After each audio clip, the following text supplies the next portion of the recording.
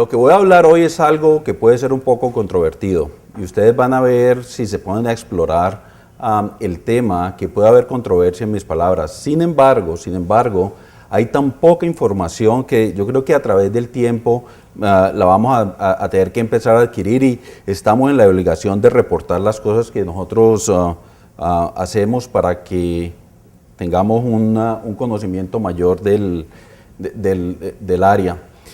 Lo que me tocó hablar a mí fue si en algún momento de nuestra carrera podemos manejar conservadoramente algunas heridas de la vía biliar. Eso tiene un solo nombre y es el conducto posterior derecho.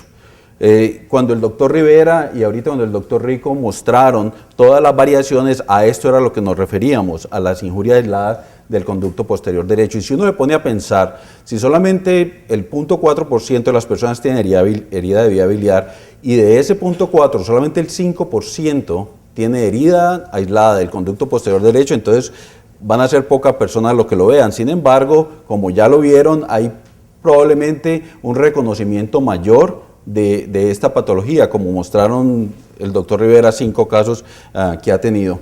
Esto nunca pasa en anatomía biliar clásica, obviamente, y como les decía, las series son muy limitadas en esto. Y es realmente, yo sé que han visto muchos gráficos hoy, pero vamos a esto. Esta es la anatomía biliar clásica, 75-80% de las personas. Este es el conducto posterior derecho. De lo que vamos a hablar hoy es este conducto posterior derecho que tiene una implantación baja en el conducto hepático común o una implantación en el conducto cístico. Uno no ve usualmente el conducto posterior derecho porque cuando el hígado está presente, obviamente esto solamente es un dibujo, uno no ve el conducto posterior derecho, salvo casos muy excepcionales. Sin embargo, cuando tiene una implantación baja en el conducto común o en el cístico, ahí es donde lo va a ver. Y este es uno de los motivos por los cuales Strasberg publicó la ventana de visualización crónica, el Critical Window of View, porque cuando se hace toda esta disección, y ya lo explicó el doctor Álvarez, que se viene hasta acá y se tiene que lograr por lo menos 2/3 de esta longitud, aquí es donde se va a encontrar el conducto posterior derecho. Es poco reconocido y realmente probablemente muchos pacientes van a tener un clip en el conducto posterior derecho y no pasa nada. No es algo devastador, como hay continuidad del drenaje biliar del hígado al duodeno, entonces realmente pues no hay mucho problema y los pacientes no se quejan mucho. Cuando hay una colección de bilis intraperitoneal, entonces ya ahí van a tener un poquito de dolor, un poco de sepsis y en algunos casos se va a detectar intraoperatoriamente, aunque como les decía, esto es poco común. Esta es la clasificación de Strasberg, un poco compleja, sin embargo, para que recuerden, Strasberg 1, 2, 3, 4, 5 es el mismo Bismuth 1, 2, 3, 4, 5 en la clasificación. Lo que pasa es que Strasberg adicionó estos 4 precisamente por el conducto posterior derecho, que es simplemente el B cuando tiene lesión del conducto posterior derecho pero tiene un clip, y el C cuando tiene la lesión del conducto posterior derecho pero hay filtración biliar. La mayoría de los pacientes se van a presentar aquí en el C. Pacientes reales, este es un paciente, yo llevo por ahí unos 3 años en Emory y me lo remitieron. Las cosas que uno ve, esta es la colangiografía intraoperatoria, se hace la colangiografía, lo que primero llama la atención es el conducto hepático nunca debe ser más grande que el conducto derecho. El cirujano decía, hay una buena bifurcación, yo no entiendo por qué todo está filtrando y el cístico está bien. El conducto izquierdo nunca debe ser más grande.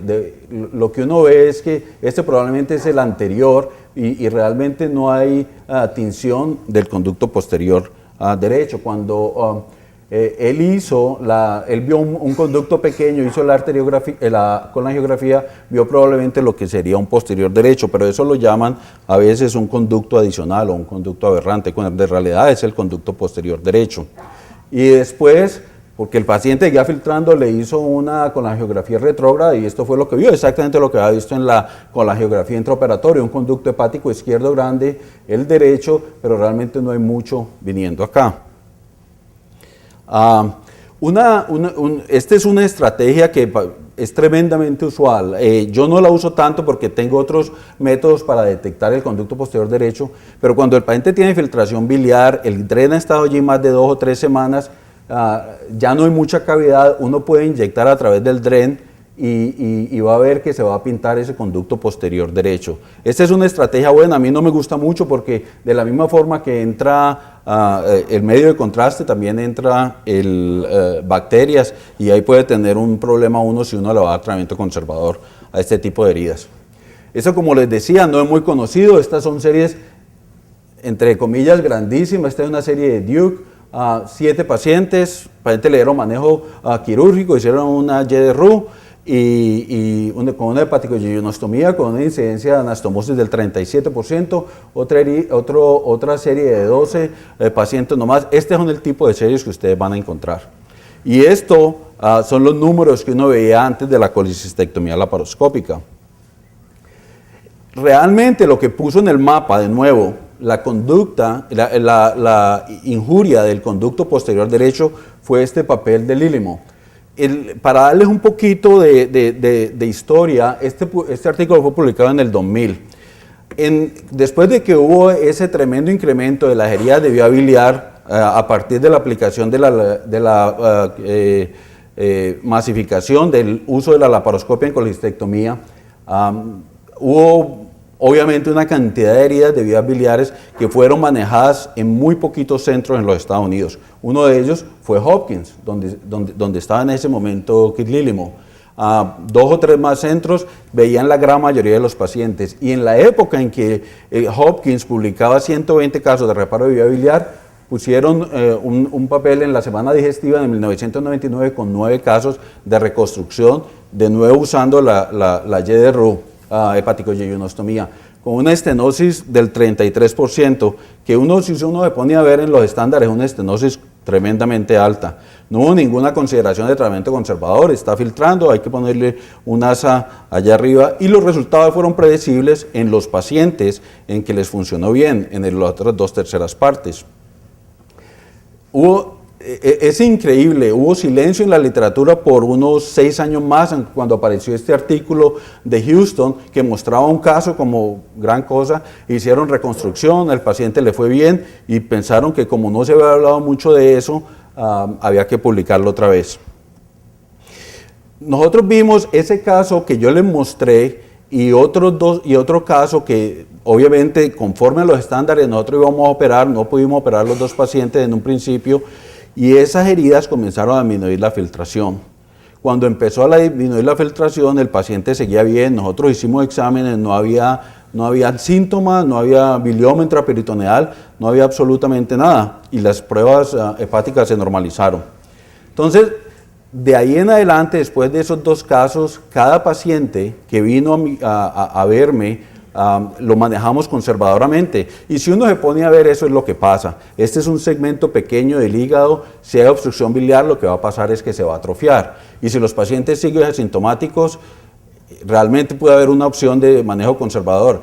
Y lo que nos ha mostrado la medicina y la cirugía en toda la vida es que cuando un paciente tiene los mismos resultados con tratamiento quirúrgico y con tratamiento conservador, siempre va a ganar el tratamiento conservador.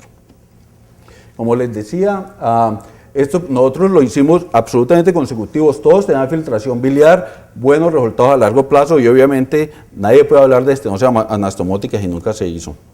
Y este fue el detalle de los pacientes. Yo no sé si estaba proyectando muy bien, pero ustedes ven que todos tenían filtración, excepto este que ya había tenido filtración cuando yo lo vi después. Y nosotros tuvimos el DREN por aproximadamente 8 semanas, 9 semanas en promedio, y como les decía, todos tuvieron un buen resultado. Nosotros publicamos este caso en julio del 2011. En agosto del 2011, un mes después, este grupo de Liverpool, de Mirza, mostró este artículo. En este artículo ellos habían manejado 15 pacientes con esa misma injuria y a los últimos 8 les habían dado tratamiento conservador y ellos veían que los resultados eran muy buenos, que no tenían muchas complicaciones y que los pacientes obviamente que hacían estenosis anastomótica eran los pacientes que ellos operaban. Desde ahí, después de que nosotros publicamos los otros y ellos publicaron lo de ellos, hubo como y yo recibía muchas llamadas preguntando por este tipo de pacientes, qué hacerle a este tipo de pacientes. Nosotros fuimos como muy suaves cuando dijimos que deberíamos tratar de pensar en manejo conservador. Este es un grupo de la India, ellos habían manejado pacientes así. En respuesta a lo que habíamos escrito, ellos mandaron una carta al editor mucho más fuerte diciendo que esto era importante, que eso no debería ser una opción como nosotros estamos diciendo. Obviamente es un poco satisfactorio para nosotros. Esta es la evolución del paciente que yo les mostré. Ustedes ven, esta es una escanografía mostrando una dilatación del conducto posterior derecho. Cuando le hicimos la resonancia es exactamente lo mismo que se mostró anteriormente, el izquierdo, el derecho, aquí está el clip y aquí hay una brecha que está mostrando una dilatación del conducto posterior derecho. Paciente asintomático. Y esto es lo que pasó cuando el paciente vino por primera vez, algo de dilatación de la vía biliar se ve aquí. Y después a las 8 semanas ustedes ven el sector lateral izquierdo está pequeño, el sector medial está un poco pequeño y aquí ustedes lo ven grandísimo. O sea que el paciente arregló su propia herida. Y acuerden, la naturaleza es mucho más inteligente que lo que podemos ser los cirujanos. Y eso es realmente lo que pasa, y esto es un proceso que está muy bien descrito, el concepto de la atrofia, hipertrofia, y está descrito por patología biliar, y está descrito por patología venosa, y está descrito por patología arterial. Y yo no los voy a aburrir mostrándole todo este proceso que viene a dar hasta acá, pero esto es un proceso que involucra el receptor FAS, va la cascada de las caspasas y al final hay una fragmentación del DNA, esta parte se destruye, la parte que está obstruida, sobre todo en la obstrucción biliar, y la parte contralateral o el resto del hígado sensa que esta parte no está funcionando y produce hipertrofia. Como les digo, esto es algo pequeño, son series pequeñas, pero no hay mucha información en ese sentido.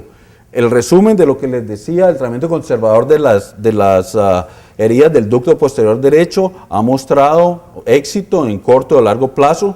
Uno tiene que llenarse de paciencia, mantener el drain peritoneal por unas 8 semanas al menos.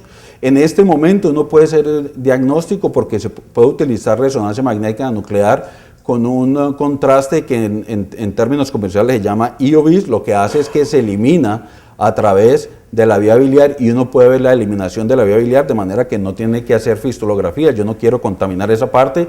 Si uno le está pensando a dar manejo conservador a un paciente de estos, tiene que evitar ponerle una colangiotransparieto, ponerle una fistulografía, porque lo que va a hacer es contaminar el área, y una vez la contamina, la posibilidad de colangitis es grande. ¿Qué pasa si falla el manejo conservador? ¿Qué pasa si el paciente tiene una sepsis que no la puede controlar? Tiene un drenaje biliar de 300, 400 cc a las 8 semanas, o simplemente la colección biliar intrahepática no la pueden drenar bien. ¿Qué pasa en ese caso? Tiene que tomar una decisión y probablemente esa decisión implique cirugía. Mi opinión personal, después de haber visto varios pacientes, haber consultado con muchos otros cirujanos en Estados Unidos acerca de esto, es que uno debe tratar tratamiento conservador desde un principio. Si la falla está ahí, si hay un drenaje biliar, dele tratamiento conservador. Hacer cirugía de reconstrucción ahí va a ser un reto grande para usted. La cirugía es un recurso tardío. Yo no voy a decir que nunca voy a operar a un paciente de estos, pero realmente voy a tener paciencia. Y acuérdese que el cirujano es más inteligente cuando decide no operar que cuando decide operar. La educación al paciente es crítica. Si uno no le dice al paciente que va a tener, ellos se van a aburrir con el DREN y van a abandonar el tratamiento, van a cambiar de cirujano. Y si uno encuentra que el conducto es de 3 milímetros o menos, simplemente una buena opción es ocluirlo con un clip y esperar a ver qué pasa. ¿Qué hacer entonces si el tratamiento falla? Y yo soy un poco radical en esto. Obviamente, con lo que hemos visto, la primera impresión sería hacer una hepático-yeyunostomía. Si uno hace una hepático-yeyunostomía, hay una posibilidad de filtración o de estenosis, de la anastomosis. Yo operé un año antes de que hubiera llegado a Emory, hubo un paciente así, le hicieron una YDRU.